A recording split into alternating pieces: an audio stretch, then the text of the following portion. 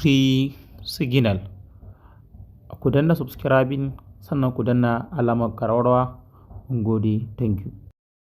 Assalamu alaikum wa rahmatullahi wa barakatuh. Yan uwa barkanmu da warhaka. Barkanmu da kasancewa da ku a cikin wannan shirin na mai albarka wato free signal.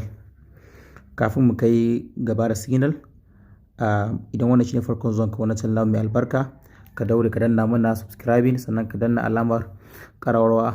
Mungode. Jiya mun ba da signal din wink, ina tsammanin idan ba manta mun ba da shi ne a 11.75, a jiya kuma sai da ya kai 12.5. so yanzu haka ma ya yi diff amma yana cewa 12.07. to insha Allah min a cikin din abin da muke bukata.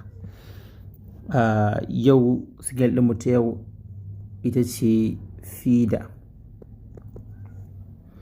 Gashi nan za ka iya sayan shi da USD da USDT kuma da Bitcoin, gaba da za ka iya yin trade din shi da wannan coin din guda uku.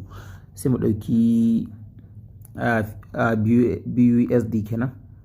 Abinda za mu shige shi shine 0.474 ko 0.472 ko 3, haka za mu shige shi.